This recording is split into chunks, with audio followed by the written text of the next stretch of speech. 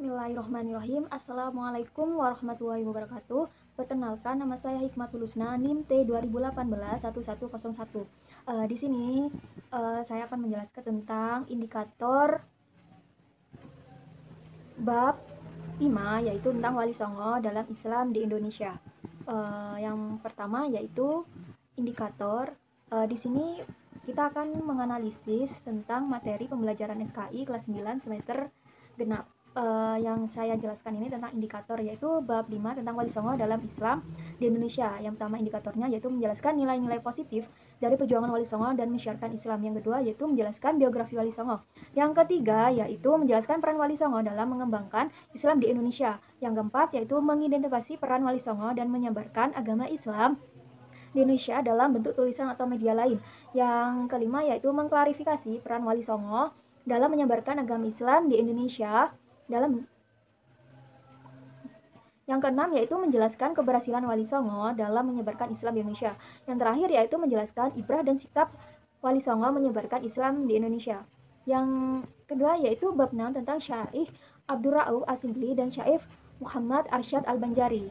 Yang pertama yaitu menjelaskan nilai-nilai positif dan tokoh penyebar Islam di berbagai wilayah Indonesia dalam berdakwah. Yang kedua yaitu menjelaskan biografi Syekh Abdul Rauf As-Sigli. Yang ketiga yaitu menjelaskan biografi Syekh Muhammad Arsyad Al-Banjari. Yang keempat yaitu mengidentifikasi tokoh penyebar Islam di berbagai wilayah Indonesia. Yang kelima yaitu mengklarifikasi tokoh penyebar Islam di berbagai wilayah Indonesia. Yang keenam yaitu mengaitkan peran tokoh penyebar Islam di berbagai wilayah di Indonesia untuk masa kini dan masa yang akan datang. Yang terakhir yaitu menjelaskan hikmah dan tokoh penyebar Islam di berbagai wilayah Indonesia. Yang terakhir yaitu saya akan menjelaskan peta konsep. Yang pertama yaitu peta konsep Wali Songo dalam berdakwah Islam di Indonesia. Yang pertama yaitu biografi Wali Songo. Yang pertama yaitu Sunan Gresik, Sunan Ampel, Sunan Bonang, Sunan Giri, Sunan Derajat, Sunan Kalijaga, Sunan Kudus, Sunan Muria, dan Sunan Gunung Jati. Peran dakwahnya mereka beliau yaitu tentang Wali Songo yaitu tentang pendidikan, sosial, politik, dan seni budaya.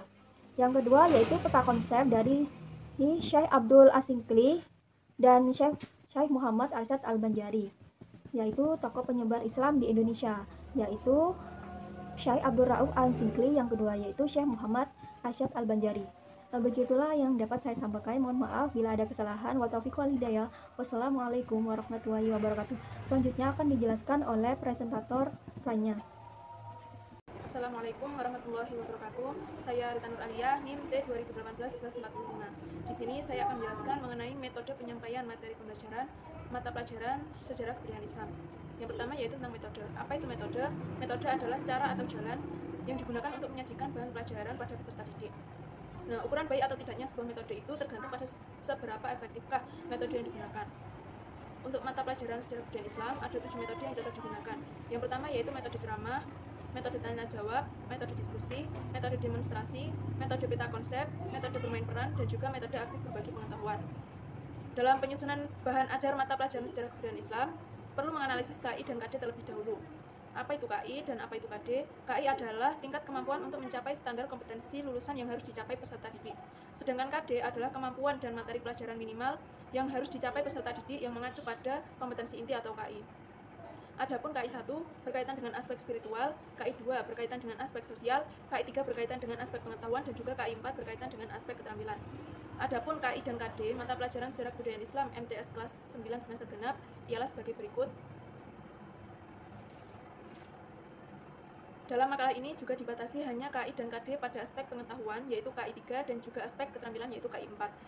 Pada aspek pengetahuan atau KI 3 yaitu menganalisis dan menerapkan pengetahuan faktual, konseptual, dan prosedural berdasarkan rasa ingin tahunya tentang ilmu pengetahuan, teknologi, seni, budaya terkait fenomena dan kejadian tampak mata. Sedangkan KD 3.5 yaitu menilai peran Wali Songo dan perannya dalam mengembangkan Islam. KD 3.36 menganalisis biografi tokoh penyebar Islam di berbagai wilayah di Indonesia. KD 3.7 yaitu menganalisis biografi tokoh pendiri organisasi kemasyarakatan Islam di Indonesia. Untuk KI 4 yaitu mengolah, mengaji, dan menalar dalam ranah konkret, yaitu menggunakan, mengurai, merangkai, memodifikasi, dan membuat.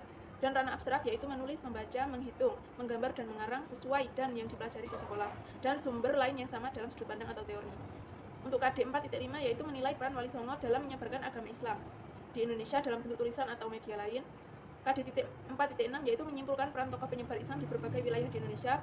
KD 4.7 yaitu menyimpulkan peran tokoh pendiri organisasi kemasyarakatan Islam dalam membentuk sikap cinta tanah air dan bela negara di Indonesia. Assalamualaikum warahmatullahi wabarakatuh. Perkenalkan, nama saya Maulana Andika, NIP 2018-1141, akan menjelaskan materi fakta dan konsep. Fakta adalah sebagai berikut. Materi fakta disampaikan secara lisan, tulisan, atau gambar. Selanjutnya menggunakan metode menghafal itu semua fakta dengan berbagai media kepada siswa. Fakta menunjuk pada suasana yang khusus dan keberlakuannya terbatas, kurang berlaku umum. Dan selanjutnya, konsep adalah kesepakatan bersama untuk penamaan sesuatu dan merupakan alat intelektual yang membantu kegiatan berpikir dan memecahkan masalah, meliputi definisi, pengertian, ciri khusus, hakikat, inti, dan sebagainya. Sekian dari saya. Assalamualaikum warahmatullahi wabarakatuh. Assalamualaikum warahmatullahi wabarakatuh. Baik, di sini saya akan menjelaskan tentang materi prosedur. Metode penyampaian yang relevan dengan materi prosedur adalah sebagai berikut: menyajikan materi prosedur, memberikan bantuan untuk mendemonstrasikan materi prosedur, memberikan latihan praktik, memberikan umpan balik, dan yang terakhir adalah diadakan tes. Contoh untuk materi prosedur pada bab 5 ini yaitu KD 2.5, yaitu mengamalkan sikap tanggung jawab, percaya diri, toleran, dan santun.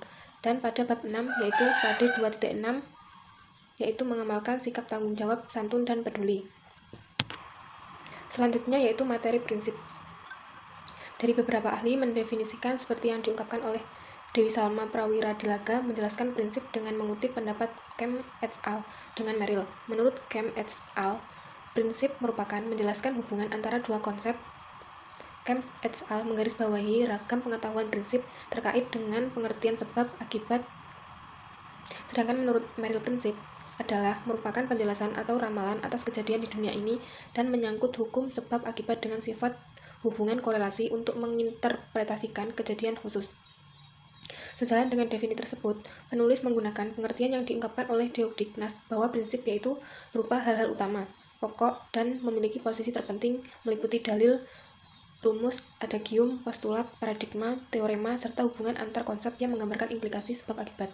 Nah, contoh materi prinsip pada bab 5 ini yaitu KD 5, yaitu menganalisis biografi Wali Songo dan perannya dalam mengembangkan Islam. Dan KD 4.5 menilai peran Wali Songo dalam menyebarkan agama Islam di Indonesia dalam bentuk tulisan atau media Islam. Contoh pada bab 6 yaitu KD 3.6, yaitu menganalisis biografi tokoh penyebar Islam di berbagai wilayah Indonesia, dan KD 4.6 yaitu menyimpulkan para tokoh penyebar Islam di berbagai wilayah Indonesia. Baik, itu saja yang dapat saya sampaikan. Terima kasih. Wassalamualaikum warahmatullahi wabarakatuh.